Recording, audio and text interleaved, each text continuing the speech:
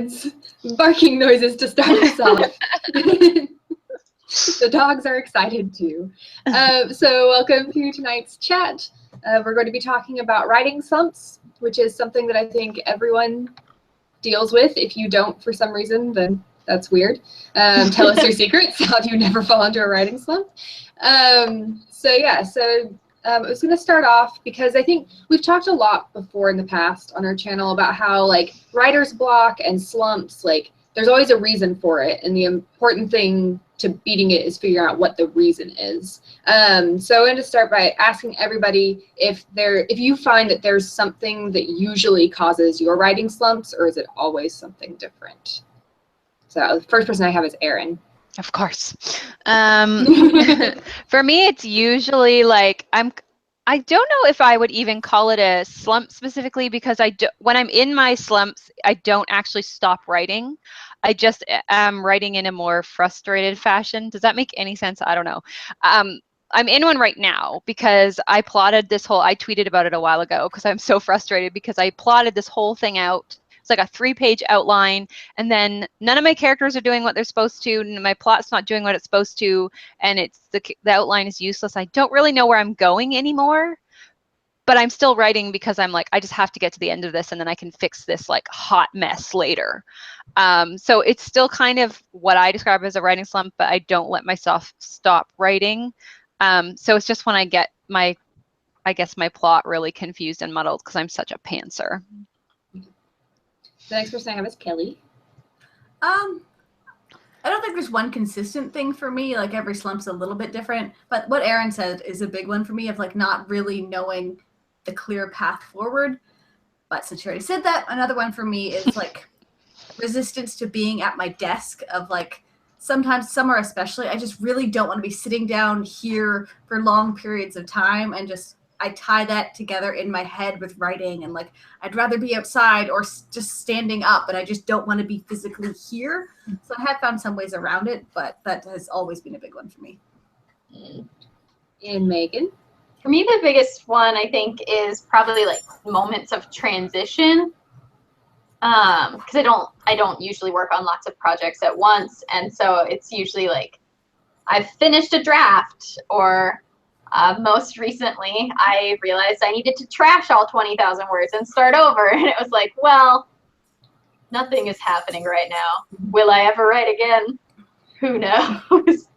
It's the worst feeling. Like, yeah. Am I even going to be a writer anymore? I should just give up.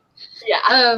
I think kind of similar to Erin's, like in general, usually if I'm in a slump, it's because, yeah, like I don't know like what I'm doing or something, but it's usually the opposite problem where because I don't plot a lot, sometimes I reach a point where I don't know what should happen next and I can't figure it out. But also sometimes it's just like within a scene, the logistics of a scene, like I know what needs to happen, but not how to make it happen. It's actually I've recently been in like a really weird spot where I'll be like really like hardcore writing for like a week, and then I have like a week or two where I'm like, ugh, and I can't do anything. It's been like off and on. But like the past like week, or I guess I started writing like again towards the end of this week. So it was like most of last week. I had hit this like scene where like I knew my character needed to like break in somewhere, but I couldn't even figure out like where she was going to break into and how she was going to do it. And like, so I knew she needed to break in, and I knew she needed to get like caught by some sort of trap, but I had no idea how I was going to do it. And I had to figure out things about like my setting and like what certain parts of the city look like. Like it was this whole mess, and I was like, I don't want to figure out all of this. I just want to write the scene. And so then I just didn't write anything at all. So, oh yeah. Yeah. See, it's funny because like this is something I've noticed too, because I always set myself, like I guess I'm a much more like a rigid structural type person, because I have like a very set plot, like I said, and then I have a certain amount of words that I try to write a day, which is usually 2,000, but it's been 1,500 lately just with a slump. And like something I've noticed is that when I'm in this kind of situation, like the actual craft of writing is harder for me. Like normally if I know where I'm going, like it flows kind of a little bit. It's still an effort. I still have to think about my words I'm writing down, but like, especially now, I'm like, this is all like steaming garbage. Like everything I'm typing right now is like, I feel like I've reverted back to like 5 years ago when I wasn't really a good writer, right? So I don't know if it's something to do with the mindset I'm in, or I don't know. It's hard. I'm in that same place of like, I just feel like everything I've written recently is crap. Like, Yes. it's hard to power through because I know I have to rewrite everything I just did. Yeah. Heavy edits. I just know that's the other thing. It's like the dread, because I'm like, I've done this before where I've been in this type of situation and I've had to go back and the editing is a slog. And then I've had it before where everything has flowed kind of okay and the editing isn't too bad. And I'm like, I know this is going to be one of the bad ones. So it's really hard to keep going, you know? Yeah. Yeah. We had some people in the comments kind of along similar lines. Stratocaster893 said, feeling like you're not up to the task you have before you is a big one for them. Yeah. We had a question from Shanice. Have you ever been in a slump from thinking what you are writing is too similar to someone else's published work? Yes. It hurts so bad. It's so bad. I think for that, I'm like, I'm like a firm believer in not stopping, even when you're like, oh, this plot is identical, because you can go back and kind of like, I've literally gone back through a manuscript and I hated it. I hated every teeth pulling inch of it, but like I've gone back and basically gutted the whole manuscript and restructured it, and it was still kind of the bones of the original story. So there was a reason for all the work I did, and it was a terrible job editing it, but it's still a finished product. You know what I mean? So something to return to and start work on, right? So I don't know. I think sometimes it's not as bad as you think it is. Like, and I totally get it, because like my last project had a lot of similarities to the Raven Boys, and I knew it, and most of the time I was fine, but then I would have moments where I'd be like, is this all too similar? And then I would like agonize over it for like a week, and then I realized it wasn't too similar. Like, that's the thing. We always think it's similar. I don't think, or the other thing is it's probably going to change and morph as you go, or when you go back and edit. So it's probably not as horrible as you think. Yeah. Or the things that are similar are things that exist in like a ton of other books. And Yes, or the things that are similar are things that you can use as comp titles. Like, hey, if you like this book, you'll probably like mine. Yeah, right. There's nothing wrong with having a very similar like feel or flavor to a story, or even having the same, like, I'm doing, my next book is going to be Celtic mythology. Raven Boys is Celtic mythology, and I'm very much like, I love the tone of that whole series, and that's very much what I'm going to go for. And it's definitely going to be a comp title, and I don't think there's anything wrong with that. And actually it can be a really strong pitching device. People want that. Yeah, exactly. So I don't think there's anything wrong with that, as long as it's not a blatant copy. I forgot what I was going to say. We have questions, though. Thank you for your questions. Feel free to ask any questions you might have relating to writing slumps in the discussion bar. I always point to the wrong side. I'm going to guess it's on this side. Yes, you're doing it right. So we had a question from Ife. How do I get over a slump at the start of a new project? I've planned everything, but I'm scared to start writing for some reason. How do you get over that? The fear is a big thing. When you're like excited for a project, but you're like, can I like do it as well as I want it to be? And I think you just have to not worry about if it's going to be as good as you're like dreaming of it, because you can fix that later if it's not. Yeah, and go into it expecting it not to be. This draft is not going to be literally never going to be as good. Yeah, exactly. Like, you give yourself a foundation to work with. That's all you can do. That's what everybody else has to do. Yeah, I mean, the fear is a big thing, and also like I will stall for days. Like I'm like, I have to do research, and I'm like, no, I'm just I'm over here like months. Erin goes very quickly from the like plotting to writing stage. I do, and it's also that I also have to go back and enter editing hell, right? Because I do go so quickly into the writing. But I also know, like, during my slumps, I will literally just bulldoze my way through them and just get it done, right? Because otherwise nothing happens. I know I'll just sit there and watch Netflix all day instead. So better to have something than nothing is my kind of philosophy. And what I do, because I am a huge procrastinator in that regard, I'll be like, I'm plotting. I need to plot. It's fine. Is I will sit down with the plot that I have, and I'll make myself think of like a first sentence. Because for me, like if I can get the first sentence, everything else comes much easier. So I just sit there and I try to think like, okay, what would this character's first sentence be? And once I get something that I like well enough that I think represents that character or that gives me feels, then it's way easier to like, everything else can be garbage if I have a first sentence I'm okay with. For sure, yeah. I actually find beginnings to be easier for me because I'm excited still about the story. It's usually when I get to the kind of the middle that I get very slumpy or saggy. I'm like, I don't really want to do this anymore. I have a new shiny idea. And a lot of people, it's the same way. So definitely could be like fear that is making people kind of stall out in the beginning. But like starting with a scene that you're super excited about, even if that scene is like in the middle, I don't know, write that scene. Yeah, or backstory. Or even some people I know write the ending and go that way. They go backwards. So just like experimenting with whatever gets you out of your slump is probably the best way. For sure.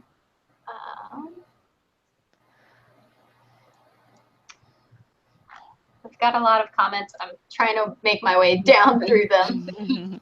I can ask my follow-up question for the original question. So we talked about what usually causes. Oh no, you're fine. It's just if you care about a question, I have one. So we talked about what usually causes your slumps, but my follow-up question is like, what do you find usually helps you get out of your writing slumps? I have a feeling this might be a similar answer for everyone, though.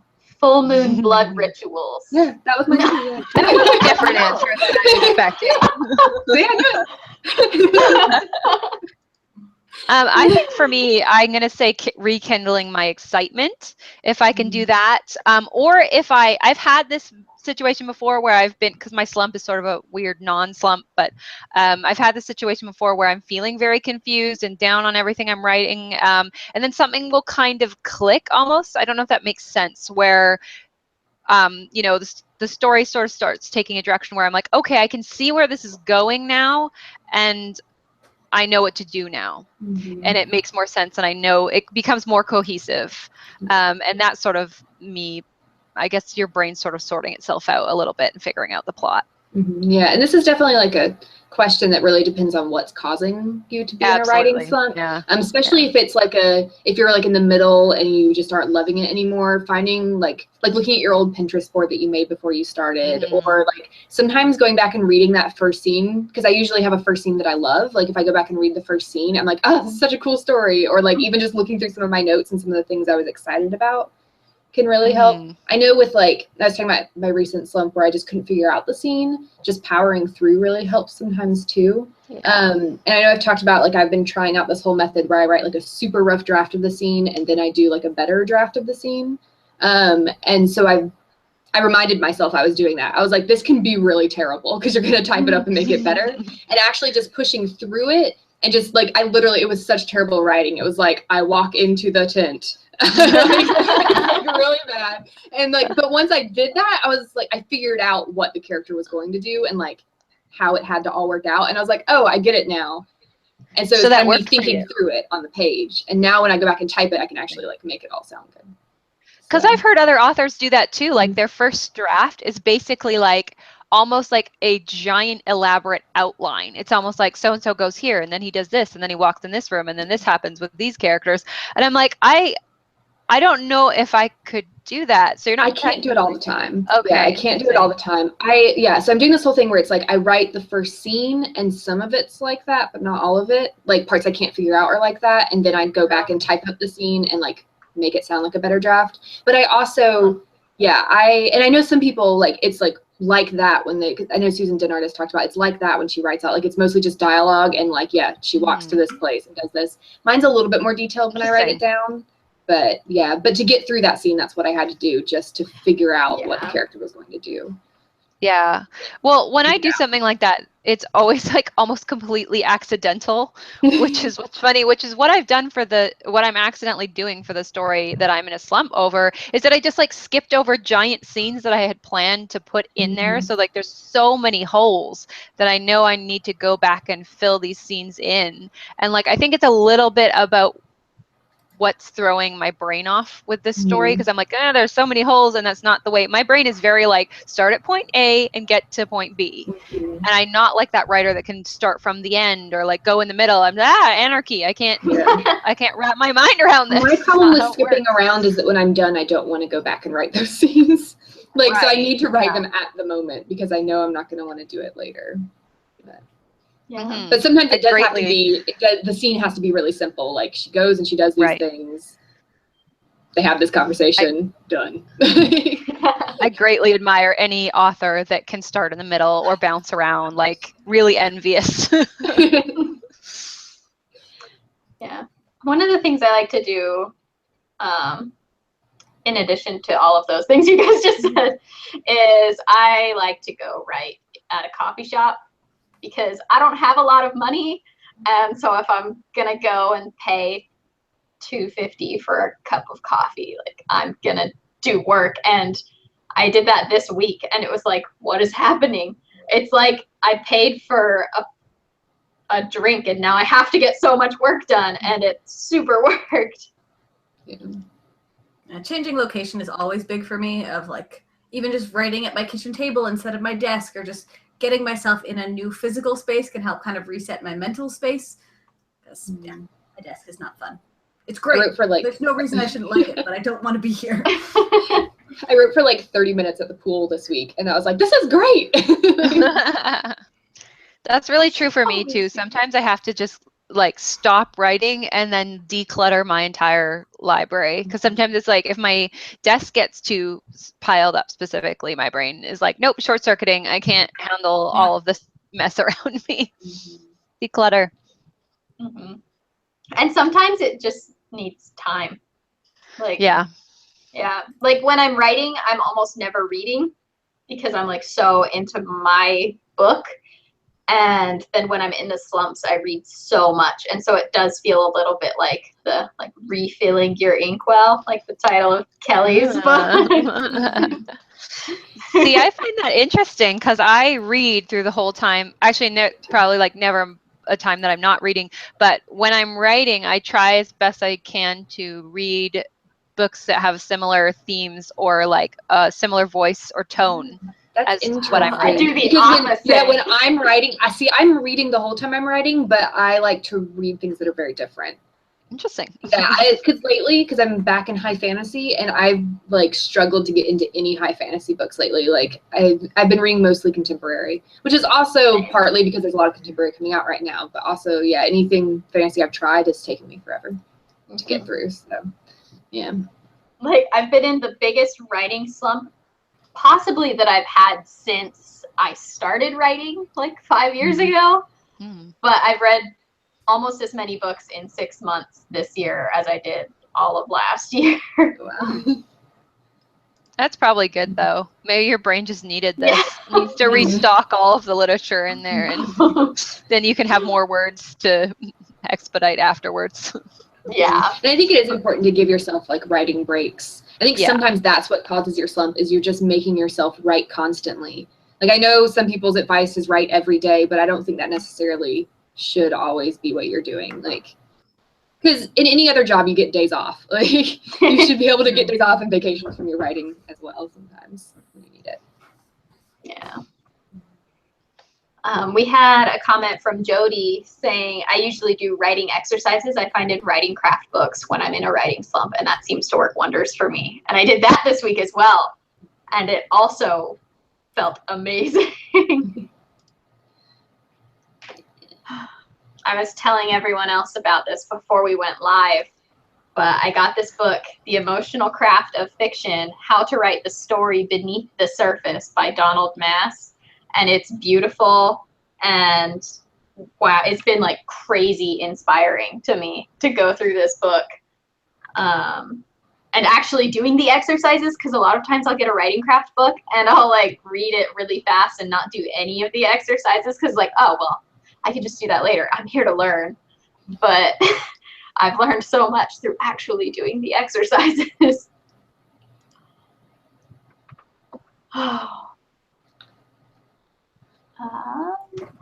We've got more comments and questions. Thank you so much for all of your questions and comments. Again, feel free to ask them in the not the description, the discussion section.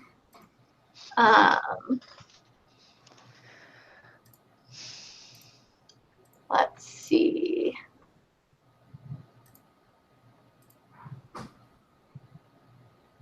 We had a question from Stratocaster. How many books do you guys usually read a year? I think this is pretty wide variation for all of us. My goal this year is 100, and I'm at like 42 right now, I think. So I need to read like 8 more books before the end of this month to be on track.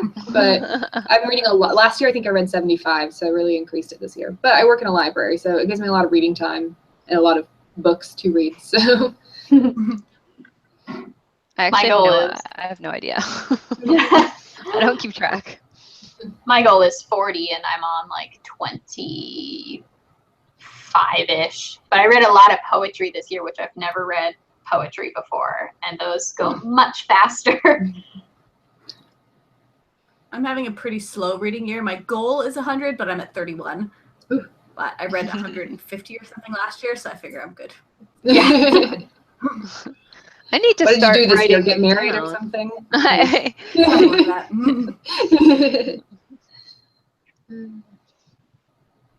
Erin, what were you saying?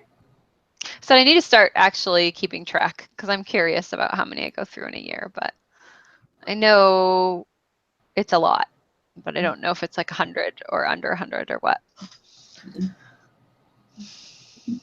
I very much think of, like, just for me personally, I think of my reading as a part of my writing.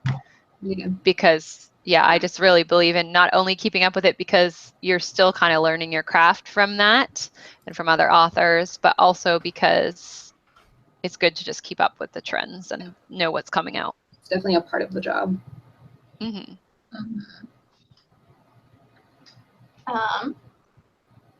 We've got another question. Do y'all ever get into subplot slumps where you've written your first draft but later realize it's all main plot and now you have to add all these extra things to it?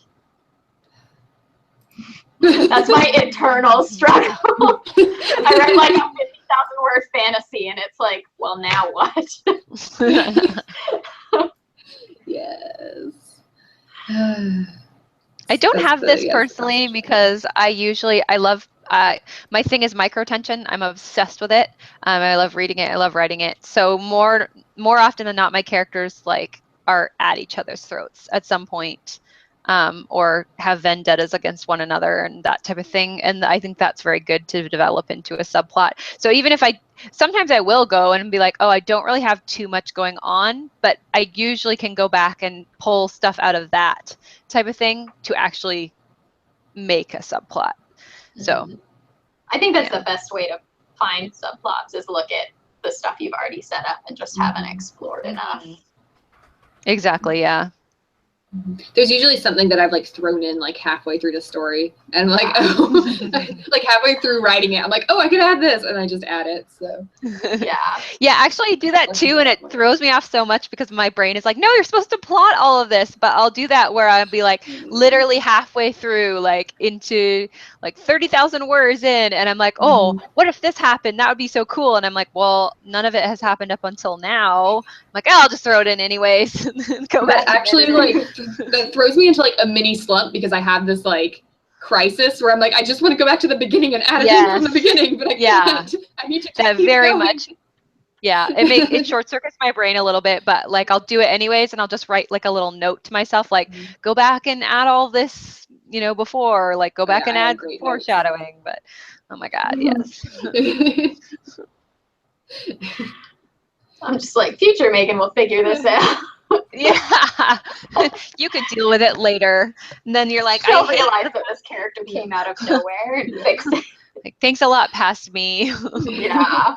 Cass No, was a real dick. I actually, when I was writing this last scene, like I kept changing the way the like market looks because I couldn't figure out like if it was buildings or tents or what, and I kept changing it. So finally, I just like wrote a note on the side of the page, and it just says like "figure this shit out," and then I just kept going. I was like, "I'll figure this out later." I don't know. You're like reading back later. You're like, God, I'm so rude to myself. I really am. Yeah. I gotta be such a jerk. Or I'll do the thing where like you're like, well, my character needs a bedroom. And then as you go, well, the bedroom needs to have this, so let's have this added to it. Well, let's add this to it, and suddenly the bedroom is like a whole house with like a library wing. And it's like, how did this happen? The best thing is like going along and leaving myself cryptic notes, and sometimes I'll go back and be like, I literally just type WTF in the margin, and I'm like, that's super helpful. Like, thank you so much. Or just fix this. Yeah. It's wrong. Or like sometimes I'll be reading through a scene and I'll be like, I know there was something I was going to add to this, and it seemed really obvious at the time, but now I don't remember what it was. You're like staring at it for 5 minutes, and it's like, well, I guess I should just go get a milkshake. I'm not gonna figure this out. Oh man, no, the worst for me is like, I can't figure this out. I'm just gonna go watch like one episode on Netflix and then rest my brain for a little bit. Yeah, okay. Yeah. Rest of the day. Wake up like that was me on Friday. Yeah. Like, this is too hard to figure out. I'm done. Well, that's what I've been doing with my word count lately, because I'll hit like, I don't let myself stop until I hit at least 1,000 words. But like, I'm trying to get 1,500. So I'll sometimes reach like 1,200 and be like, it's fine. My brain's run out of things to write. So. See, when I'm in a slump, I write 3 sentences and I like do a lap around the block, high-fiving the neighbor. No, I wrote 30 minutes by the pool the other day on Friday, nice. And it was like half a written page, and I was like, I'm awesome. Look at me. It's so funny because this is something I was talking about the other day, because I'm like, yeah, I'm on a roll or whatever. I'll be like, this must be at least 2,000 words, and then I'll check the word count. It's like 15 words. You're like, what? But it's taken me like an hour to write these 15 words. Why? I also get really impatient where I like write and I'm like, I've been writing for this amount of time. I've written half a page. Why is this scene not done yet? Like, why am I still describing this room? Like, I don't understand. Oh my gosh. I don't even know what this room looks like. It's so funny because like I'll sometimes go and I'll look at other authors' word counts, and it'll be like, oh, this author does 2,000 words a day, and I'm like, right, that's manageable. I'm like, that only takes like 2 hours or something. I'm like, I could pretend it's an 8-hour shift and just write all day, and then after I'm done like 1,000 words, I'm like, no, my brain is shot. Like, it really takes it out of you. I don't know. Like, my husband doesn't understand that because he does not have a creative bone in his body. Love him to death, but he doesn't. And he'll be like, well, why don't you just do a full, like, just pretend it's an 8-hour shift at work and sit there for 8 hours? I'm like, no, I would be like a gibbering mess when you got home. Like, I wouldn't be able to speak English anymore because it just like an hour of that and my brain's done. Yeah. I need to go watch Netflix for an hour afterwards. My days off, I always, like, the night before, I'm like, oh, I'm going to write for hours tomorrow because I'm off. I have nothing to do. I write for like 30 minutes. And I'm like, I need some ice cream and Netflix. Yes. It's hard work. And then if I do one, if you do one scene or like, I mean, I was going to say like one chapter. I'm like, no, even that's a lot.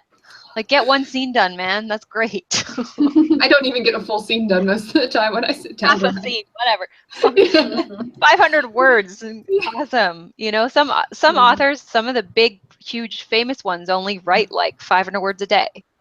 Yeah. I mean, you can write a whole book that way.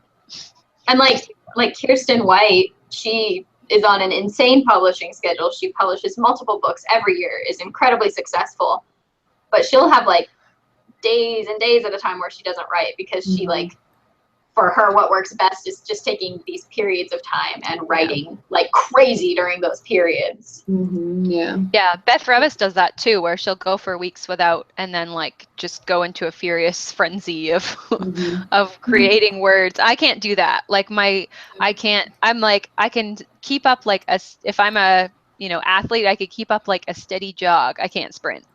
Like if I try to write 10,000 words in a day, like I said, I'm just like a gelatinous blob at the end of the day that can't move or think. It's too much. That's why I think like comparison can be like so discouraging if you're only looking at one or two authors. Like, oh wow, Kirsten White wrote an entire book and revised it twice in the last 2 weeks. Like, what am I doing? But it's like every author is different, and you're gonna deal with your slumps differently. And then just based on like your life and your time and all of that. And I always like remember like Megan Whalen Turner, who like publishes a book every like 6 years. Wow. But her books are amazing. Like they're really like complex, and like really like people love her books, and people wait 6 years for her books. So it works for her. So she's like a Newbery Award winner. So oh, I don't know why this reminded me about this, but things that cause slumps. Book Expo was last week, and BookCon, and I had to get off of Instagram because I was looking at everyone's like updates and thinking about how I'll probably never get a book deal and I'll die alone in a box. I didn't even touch any of my writing for the whole week leading up to and during BEA, or not BEA, just BE, whatever it is now. So, what type of box? Out of curiosity. Like a standard moving box, not even like a refrigerator. Not even a big box. Oh man. No. Aspire to a bigger box at least, Megan. Jared's too tall for a regular size box. That's true. I could crouch, but he couldn't. Get a packing crate or something at least. Jeez. That's what I always told people if they were like, oh, what do you want to be? I want to be a writer. Well, okay, what's your backup plan? Dying alone in a refrigerator box on the street. That's my backup plan. I have nothing else. I always just send people that gif of like April Ludgate saying, I'm just going to go live under a bridge and ask people riddles before they can pass. Yes, that sounds great. If I can't be a writer, I'll go be a troll bridge. Yeah. Or a bridge troll. Be the bridge. I can make words. Megan will stand under you. Hello, I'd like to apply for the position as bridge. If they don't get it right, you spit on them. And if they do get it right, just be like, life is cruel, and as they're crossing you, collapse and let them just fall into the river. Okay, this is getting weirder and weirder, but I like it. We have a question. More questions. Yeah, this is from Valerie. What do you do when you've got characters down but no plot? This is like Emma's pinned tweet. And I don't even really have an answer for you. I don't, because I don't do that ever for some reason. Yeah, I never have characters first. Yeah. I'm not helpful. I always have like really good, really like interesting character arcs where I'm like, oh, they're gonna do this and this, but like not actually like an actual plot. Like a lot, like in my current work in progress, it was a lot of like the romantic arc. I was like, I know all of this, but I don't know what's actually going on in the meantime. So it took me a while to figure that out. I just had to like brainstorm ideas like over and over again until I finally found one that like felt right. It took a while. I threw away a lot of like plots that did not work. I'm always intrigued by authors that come up with like these really complex characters, and sometimes even a cast of characters before they even have a plot, because like that literally has never happened to me. I can't wrap my mind around it, because sometimes I have to actually really struggle hard, like opposite of you, Emma, like where you're struggling hard to find a plot. I'm like, I need to figure out a character to fit into this world, but I don't want to feel like I'm crowbarring this person in and they don't fit, like some of the time I have to sit there and make it one of those stupid, I don't like making profiles, but sometimes I have to, because it's the only way I can figure out a character. It still takes me a while to figure out like their personality and everything, but I know their like internal story. But I just can't figure out like what like external conflict is. Maybe save them for later, like write down all the details somewhere and then hopefully you'll have the opposite problem later on. Mhm. Do it enough I'd times, love and to eventually ask- it'll be like a mix and match thing. Yeah. Mhm. And definitely it helps to start thinking about, like, this is actually what helped me a lot in this with this story, because I knew a lot about the character, is like, if you know a lot about the character and like their, like, what matters to them or like issues they have, it can help you figure out the plot. Like, I knew that my character hated to be like indebted to people, and so that helped me figure out, like, some of the main catalyst was the love interest saving her life, and she doesn't want to be indebted to him, and she hates him, but she's going to help him anyway because she has to pay back the debt. So like, knowing, if you know a lot about your character, it can help you to figure out like what plot would work for that character and what would motivate them, like what conflicts would motivate them and cause them to get involved in something. If that makes sense. I'd love to talk to somebody like Maggie Stiefvater, who Oh my gosh. does such amazing characters, and learn her process. Like, do the characters come to her first, or does she think of a plot first? Because her characters are some of the most well-rounded, well-done characters that I've ever read. And I'm like, so does that come to you first, or do you fit them into the world I have a later? feeling characters come to her first. Yeah. I feel like the character That would make sense. because how do you even describe any of the plots of any of her books? Yeah. Right. Yeah. That's the funny thing, because they're incredibly commercial. But if I had to try to explain it in like a commercial hook, I'd be like, Yeah. Mhm.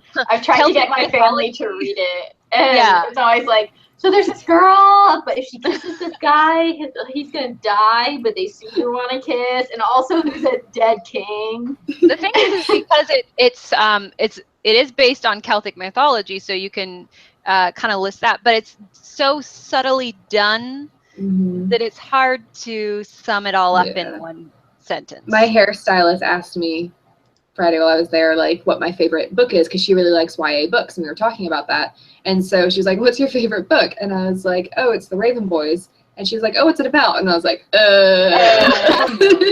Do you have 3 hours? Yeah. Do you have 10? We could just listen to the audiobook. I'm going to be here for a while getting my hair done, so let's just...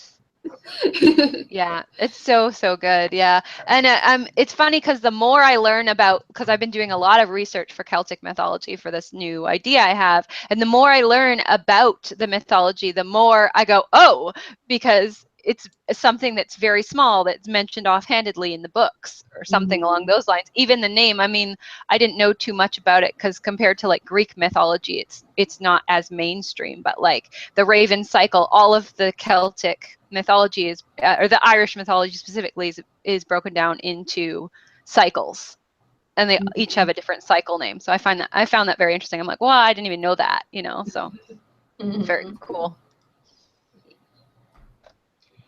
We've got another question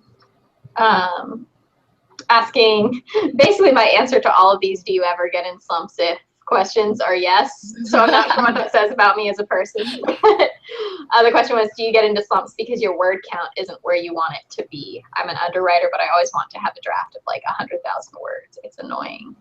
So I guess, like, how do you guys manage your expectations with your books, etc.? I just have really low expectations. I go into it with zero expectations. This is going to be trash. Not really. I am the worst writer ever. I do go, I mean, as funny as that sounds, I do go into it knowing, well, just having written so many books, I go into it knowing that it's never going to be what I want it to be. And then it will change and morph into something else that I will probably like just as much, but it won't be the same. And I definitely know that I'm a low word count writer, so like I know it's not going to be a huge word count going in, which helps.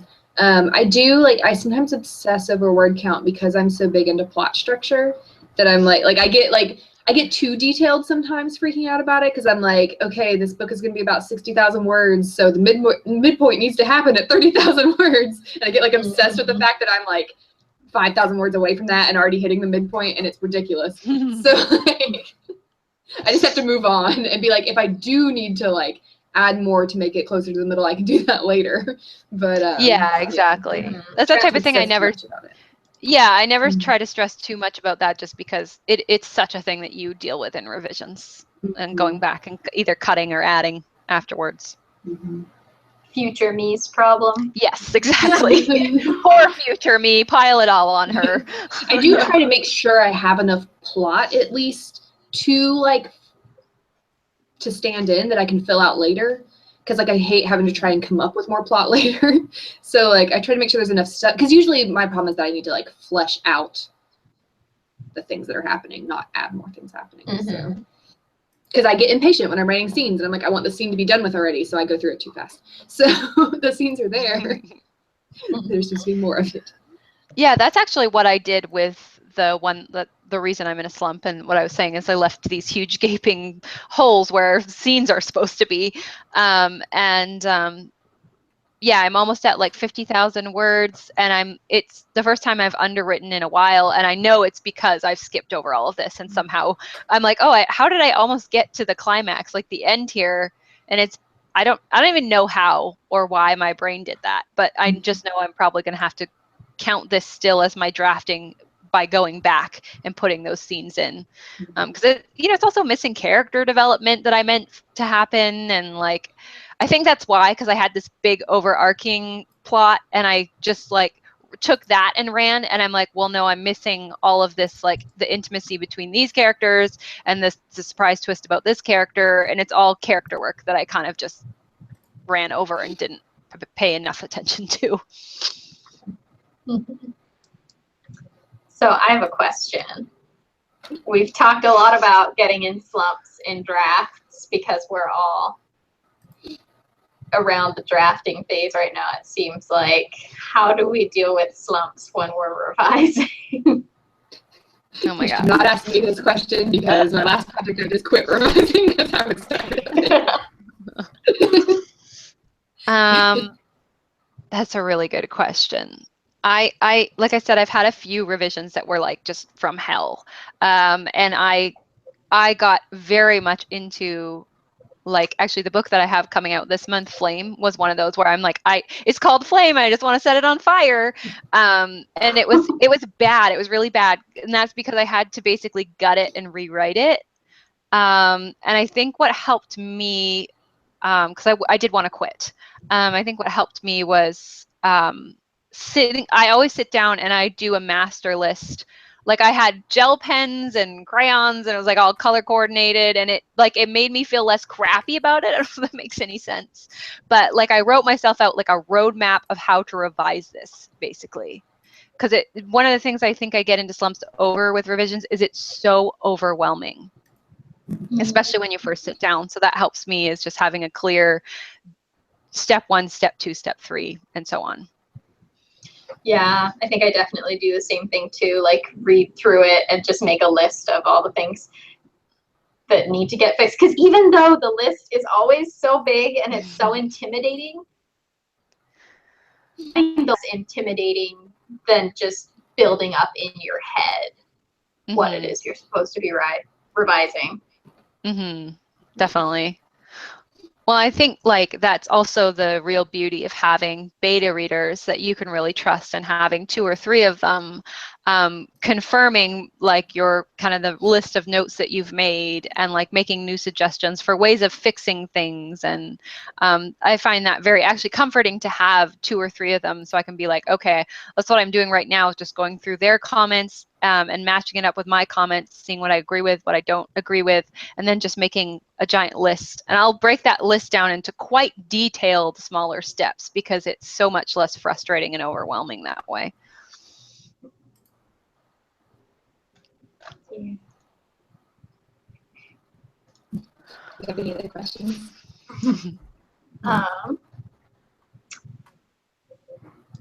There's a lot of comments in the discussion, which is awesome, but also I'm having a slightly difficult time keeping up with it, so I'm very sorry if I miss your question. Please feel free to ask it again. Tabitha asked, do you get out of slumps or find yourself in a slump depending on the weather? Can the weather affect your writing productivity? If it's warm, I want to be outside. If it's raining, I like writing when it's raining. I just feel very writery when it's raining. But if it's nice Yeah, but the out, weather is really nice, and I just want to like be out doing things.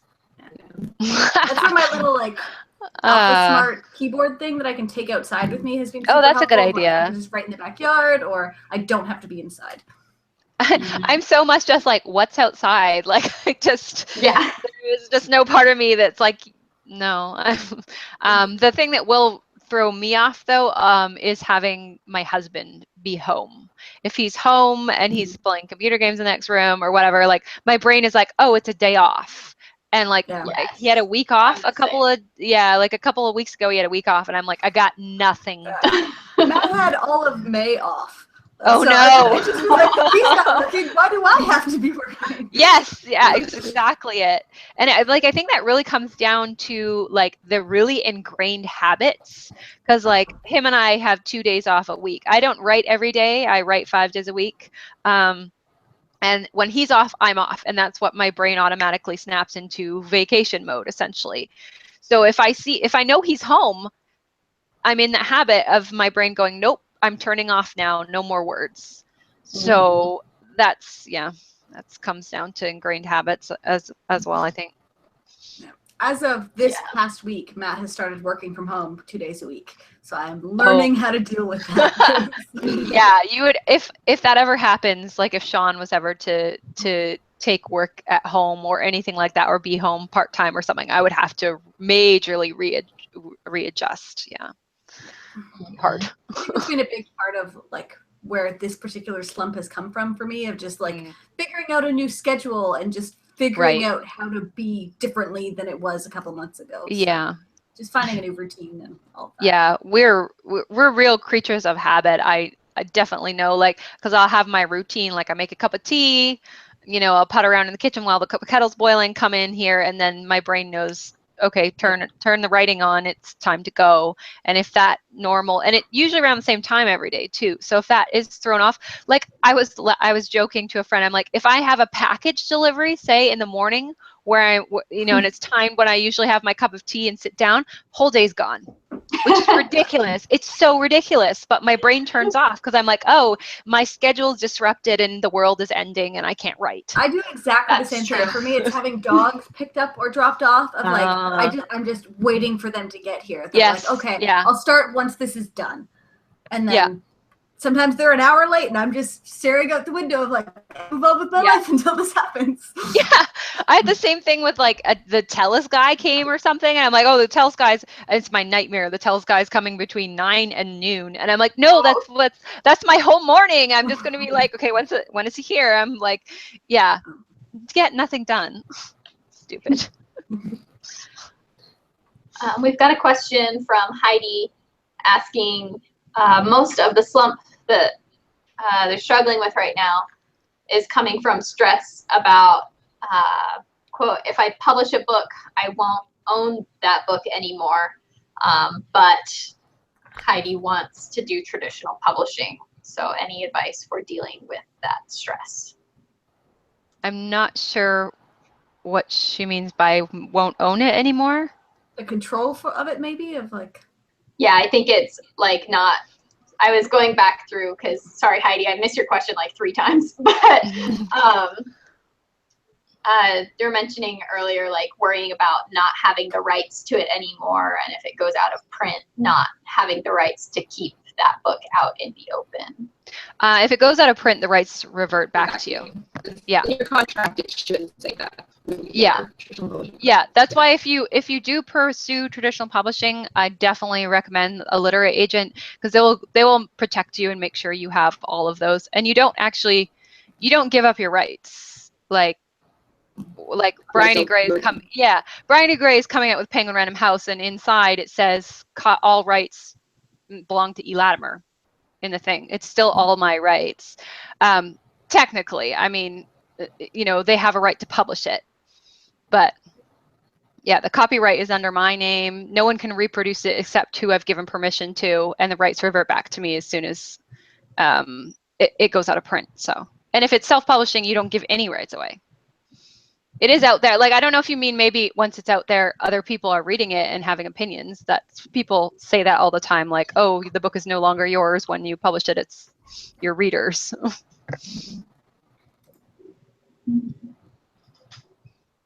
Yeah. Erin covered it all.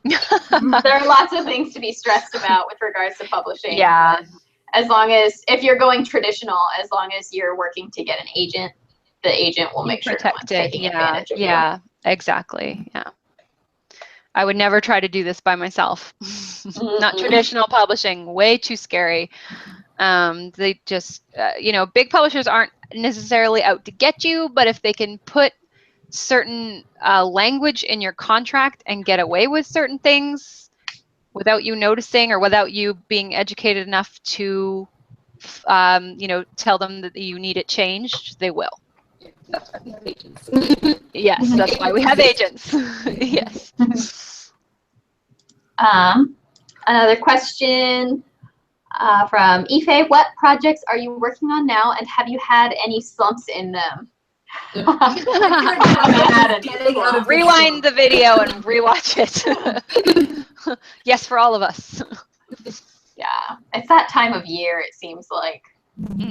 Just like, it's funny that Megan, you said this, that, or that the BEA and the book expo and everything, that was getting you in a slump. And I very much had that same reaction, because like technically my art copies came out before BEA, and I'm like, it's dumb, but everyone always going to compare themselves to everyone else, right? So I have people in my debut group for 2018 that have their art copies, and they're being sent to Book Expo, and they're, you know, they're at these panels, and I'm like, oh, I'm like flopping in dejection over here, like, why didn't they send me there?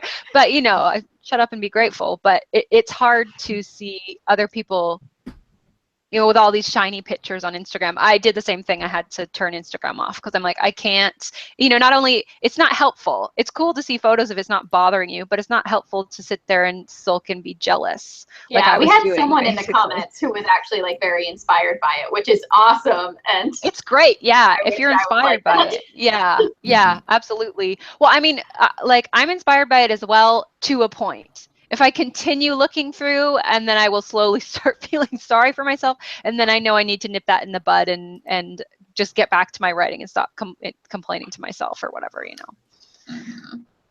Yeah. I mean, in this industry, it's hard not to compare yourself constantly, because you have writing friends, which is great and so necessary, but you all are hitting goals at different times, and you see it happening. So. I think I did used to be very inspired by seeing people go to BEA and seeing like, oh, I want to be there. But now I'm at a point in my writing where I've done all the things I need to do to be there, and I just need someone to say it's okay for me to be there now.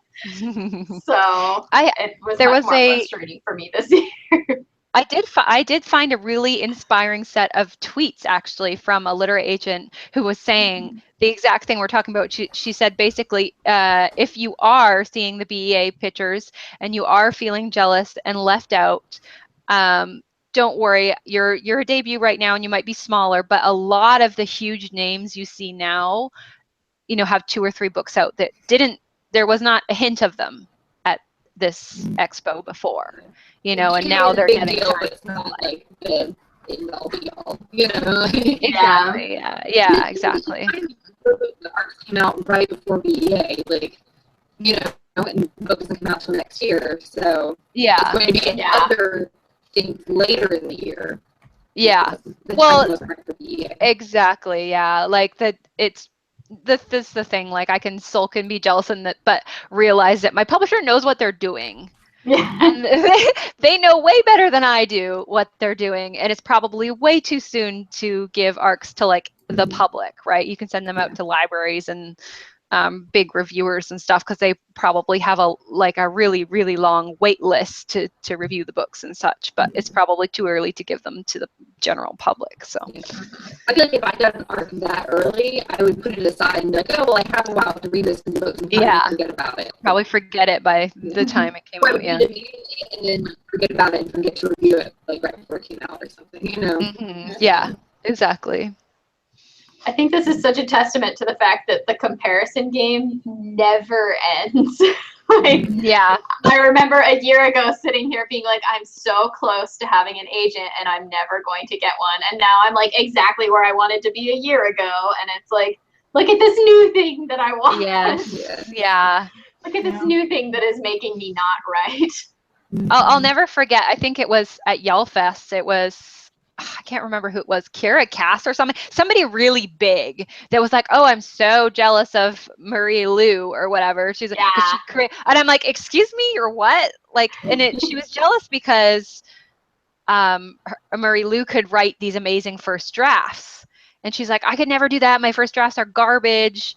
And I'm just like, how are you jealous, woman? But like, once you reach a point, there are people that are at different points than you. There always will be, right? And maybe you are more popular, or you have a book tour, but you think this person is a better writer than you, and they're getting more literary awards. You know, there'll always be something to aspire to. Exactly, yeah. Yeah. I distinctly remember that moment happening and us just like looking at each other. Yes. You what? This makes no sense. Yeah, but I've always remembered her saying that though, and it kind of helped me a little bit because I'm like, okay, this is so common. It's just like the comparison game never leaves. That whole panel was great because it was just a bunch of authors talking about being jealous of other authors. Yeah, You know? Like, and they were all very successful authors. Big name authors. It was like Marie Lou and Kira Cass and I want to say like Scott Westerfeld. I think so. Yeah, Scott Westerfeld. I think Daniel Handler was there too. Yeah, I think yes, he was. I'm still so mad at myself for not going up to him and saying hi. I'm so mad at myself. I chickened out. He was right there. I'm like, should I go up? I'm like, no. He's too sarcastic. I don't know what he'll say to me. And then I'll be crushed. He could say Ava Bray was on that panel too. I'm pretty sure. Yeah, she was. It's like all these authors. I'm like, I'm so jealous of you.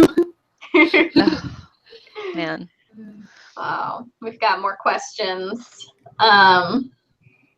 From Georgia Crisp. How do you begin to form story ideas? Do you use writing prompts, or do you sit down and form them, or something else? I don't know. It just kind of happens. Yeah, I don't think I ever sit down and be like, I need to come up with a story idea. Like, yeah, it's usually some sort of concept, and it differs what it is. Like this time, it was actually the world was like the idea I had first, and then I had to figure out like characters and plot to fit into it. But a lot of times it's like some sort of plot concept or character concept or something. Yeah, I'll get some sort of plot bunny, and then it just kind of mull on it for even years sometimes of like it just kind of sits in the back of my mind building up over time until there's enough of it that I can like start to actually purposefully build on it. Yeah, normally I'm fully like what Kelly just said. I've only ever one time done it where I've sat down and went, I want to write a middle grade. I don't know what to write next, and went purposely and created an idea. And that's actually Strange and Deadly Portraits of Bryony Gray. I sat down because I was doing a WordNerd video actually about the what if question, which is like how to create a commercial hook. And so that video kind of got me thinking, and I went, okay, I really want a commercial middle grade. I'm like, I'm going to try this what if question, which is like, what if there was a blank character that did blank or like had blank happen to them. So usually you establish the setting, the character, and the event. And that way you're pitching it right away without even coming up with the whole story yet. So you've got this really commercial pitch. Anyways, so that's what I did. And I went, okay, I want to do a middle grade. So it's a young girl. And I love London. So let's do it 19th century London. And I'm like, I'm going to make her an artist, I think. And then I said, okay, what if a young girl in 19th century London painted these pictures and they came to life? And that was kind of like the first start. And this was just me brainstorming from nowhere, and I keep Oscar Wilde up on my desk, and I kind of like just happened to look up and see the picture of Dorian Gray, and I went, so that kind of like, it was also random too with having to have the book there and loving the story, right? But I did kind of sit down and be like, okay, I need to create a story here. So that's the one time I've ever done that, and that's the one book that sold. So I don't know if that has anything to do with it, but yeah. So I think probably because it had that very commercial line already all set up is probably what helped sell the story a bit. So I haven't done that again. Probably should do that again.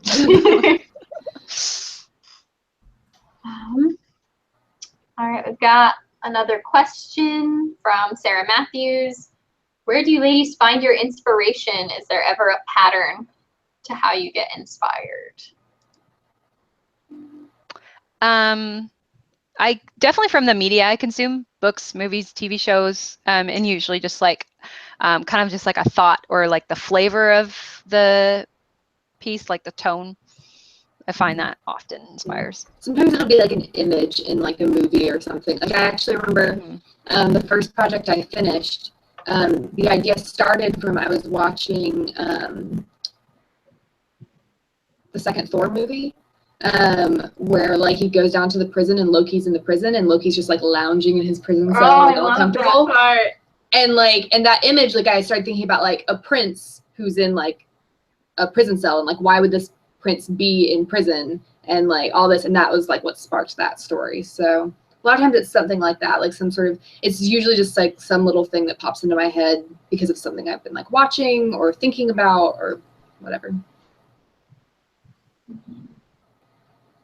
I'm going to take this a slightly different direction because my answer is the same as what you and Aaron said, but in the direction of like inspiration to write when I don't particularly want to. And for me, a lot of like getting inspiration to write comes from surrounding myself with other writers who are my friends. That's you guys, because it's very strange and possibly contradictory, but like I had to turn off Instagram because all these writers I don't actually know were being so successful and being such good people and all of these different things. But when I'm like friends with writers who are doing awesome things and being successful and like I know them and I know how hard they worked, it makes me want to work hard because it's like, oh, my friend is so awesome and they totally deserved it. I want to work as hard as they do and be just like them. And I think it also helps when it's like friends who are accomplishing things with their writing because like they feel more real, like they're less of a mythical creature than like famous published authors are, you know, like I know Erin and she's a normal person if she can do it. Aside from being a little weird, yes. Like I'm sticking with the Erin example, like we've seen the journey, like we know, like it's kind of the, you only see the good side of people's lives on social media, where if we've seen Erin's journey from different drafts of other books and through frustrating switching agents. I read Megan's fan fiction when we were 12. Yeah, you did. If she can get an agent. If that girl can get an agent, anyone can.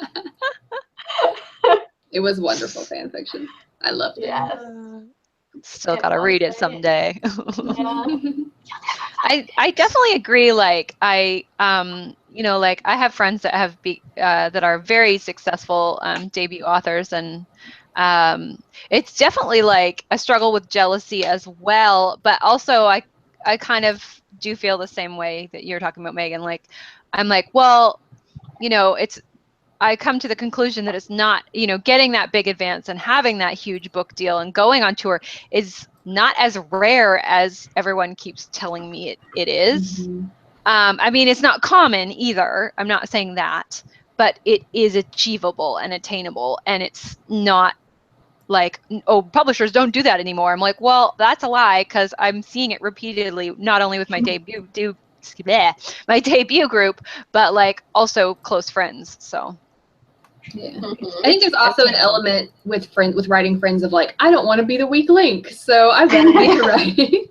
Well, I don't think that like if jealousy, I think, can go one of two ways. It can drive you and motivate you to become better, or it can poison you slowly from the inside out, which, hopefully the second one doesn't happen.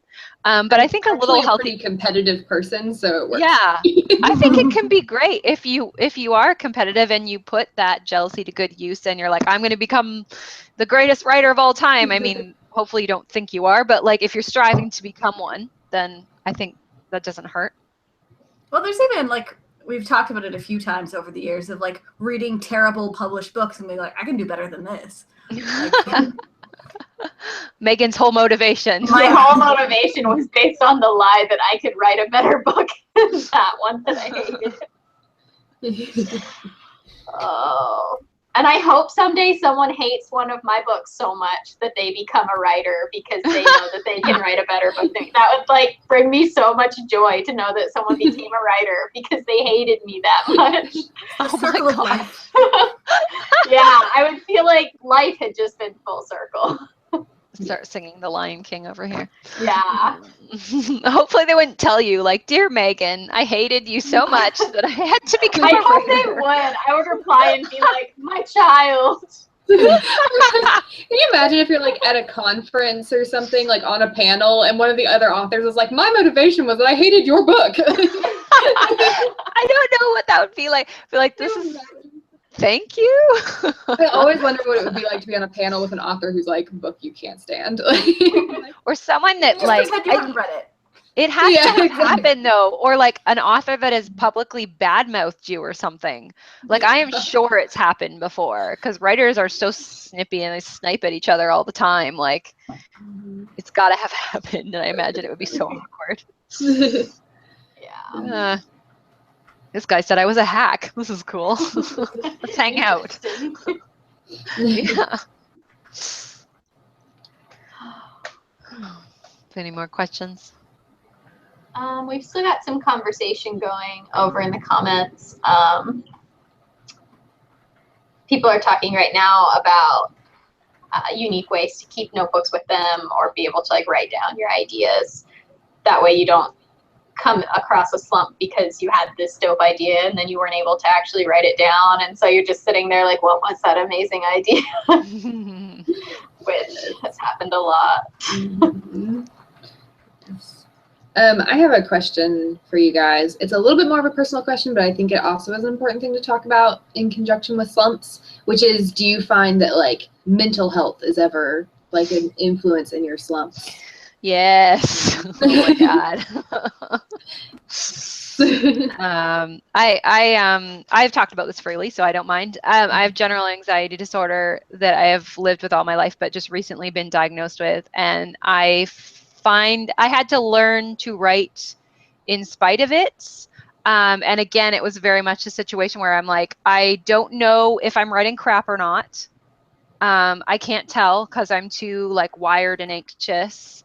But at the time I had a deadline, and it did not matter if my general anxiety disorder didn't want me to write. I had to write because I was being paid for it. So it was the type of thing where I did teach myself how to kind of write. I don't know if I would say in spite of it, maybe like through it. But it was hard because I knew I had to go back. I did end up going back when I was not in that state and reading over it. And it wasn't bad writing. I was just terrified it would be bad writing. But sometimes it depends how bad I am at the time. Sometimes I can't concentrate at all. And then sometimes I can just do it in short bursts. But yeah, that'll be a few week slump if I let myself spiral. Yeah. Mm-hmm. I also have talked about this before on here, but I struggled quite a lot, probably from halfway through 2013 through a large chunk of 2016, with pretty severe depression, caused by a lot of different things. But it helped me realize that sometimes, I don't know if it's from like literary fiction or what, but you get this weird idea of like the tortured artist that somehow like if you're depressed and wanting to die, you'll write better fiction, which is such BS. And so a lot of times it would just get me even more down. It was like, I am the depressed that I was supposed to be as a writer, and look at this, I'm not writing anything. And I feel it's so important to just acknowledge like, no, sometimes I need to just like take a break for me, and it's not a bad thing. Like, yeah, I need to go spend a couple hours with my psychiatrist and just like figure things out. Yeah. I know John Green talked about something similar recently where he like fell prey to the idea of the like tortured, depressed artist, and he went off his meds. Oh my God. Because he hadn't been writing, and so he was like, oh, if I go off my meds and like I'll become the tortured artist and I'll write beautiful fiction. And like it didn't help. Like he wrote even less than he was before, and he talked about like how dangerous that is. And I think also like what Megan said about just like it's okay sometimes to take care of yourself, because you know like a lot of our advice tonight has been like, oh, you know, power through things, like write even when you're not feeling it. But like if it really is like a mental health problem where you need to like step away, like it's okay to step away and take care of yourself when you need it.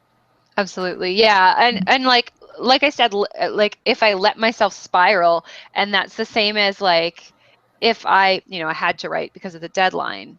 But if I'd been in a position where I couldn't write and I, you know, started to beat myself up over that, like that's not going to make things better. That's going to make the anxiety like 100 times worse. Like the harder you are on yourself about it, the worse the situation is going to become. Self-care is hugely important. Yeah. Yeah. And if you have, oh, go ahead, sorry.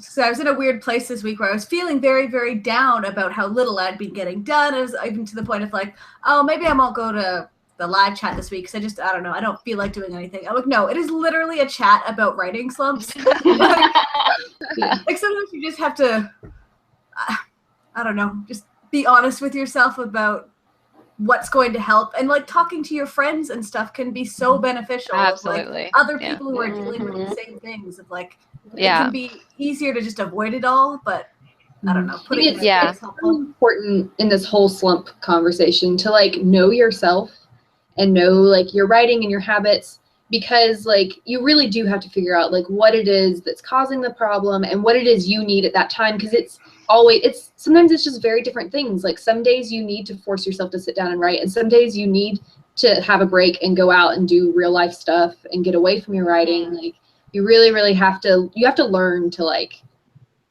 figure those things out. Yeah. The funny thing is what you said, you have to that touches home about what you have to do. And sometimes that doing that thing can seem almost the opposite of what you need for your writing. I actually had to, because the way my anxiety works is I'm very much like a circular thinker. So if I get into a rut of the same thought, I will obsess for weeks. And so what I had to do is actually stop writing full time and go and actually get a job. Because I knew I would be, you know, getting a job is stressful, but it's a different type of stress for me. But I knew I would be so occupied with learning the ropes of a new job and meeting everybody at once, and that I would have no time to obsess over the thing that I was obsessing over. And so I actually did it, and it was weird. It seems so contradictory because I also have a bit of social anxiety, not as much. So it does seem very contradictory, but it helps pull me out of that. Oh, there goes Emma. But it helped pull me out of that that kind of spiral I was in, and I got no work done. I got no writing done because I was, you know, bussing back and forth to work every day and involved in this new job. But I worked at a bookstore. And so I got to meet all these amazing book people, and I got to see all these new releases, and I got all of this, you know, 30% off of all of the books. And I read more than I had ever read in like years.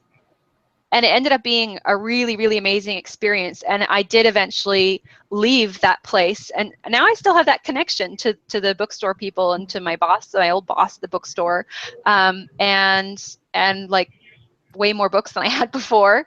And I'm back into writing, right? Because it pulled me out of the slump. And I done other things, of course. I have a therapist and everything. But doing what seemed very contradictory actually really helped, even if it stopped me from writing for a while. And I also think, like, you know, we talked about the whole like idea of the like tortured artist who like is depressed and writes beautiful fiction. I think there's also this like idea of like authors being like solitary and holed up in their house, but like I do think That's sometimes not like good for you. human interaction can really help you as a Yes. writer. Like you need to be around people so you know how people act. Like Yeah. and just, I think it can just like help when you are just so like in your writing all the time to like get out and talk to other people. Like it's great having writing friends, but also talking to people about other things too.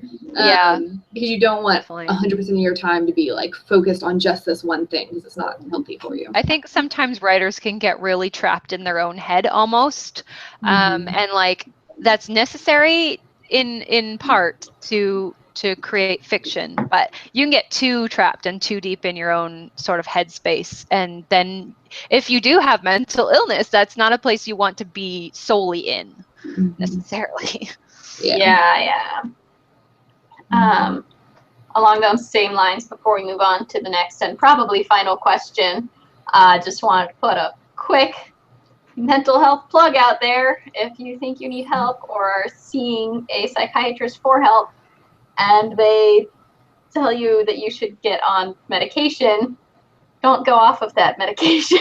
It's not good for you. I mean, like, work with your doctors to find the one that does work best for you, but those doctors know what they're talking about. And I know my own life personally, like, I don't know if I would be here if I had been like, oh, well, I won't be as good of a writer if I'm not depressed, you know? So I really do hate the myth of the manic writer or the depressed writer. I really hate that because it doesn't help you write. It really is actually distracting and horrible and drags you down. When you can't even get out of bed, you definitely can't write. No, it's excuse my French, but it's pure bullshit, and it makes me very frustrated to see it depicted on movies and in books and stuff, because it's just it's not the way it is. And it's damaging. And also, like, the stigma against seeing a therapist is what kept me from seeing a therapist and getting diagnosed, or even talking to my doctor about it for so long. And it really is frustrating to not have had the, like, now I have stuff that really helps me cope, and I could have been doing this for years, and that's the frustrating thing, right? So you know, get out of your own head and ignore what anyone else says and get help if you need it. So it'll improve your writing. We like you, and we want to read your books someday. Yes.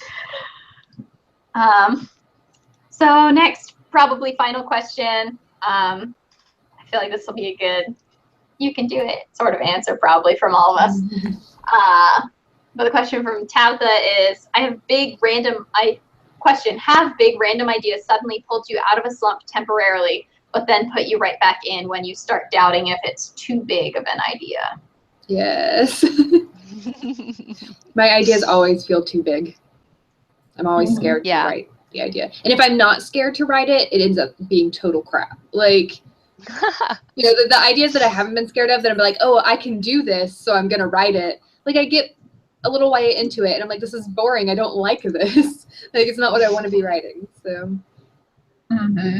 we were talking about this a little bit before, like in the pre-chat actually, and it's the same way for me, both writing and rewriting in revisions. A lot of the times, especially the one I'm working on right now, feels like I bit off more than I can chew.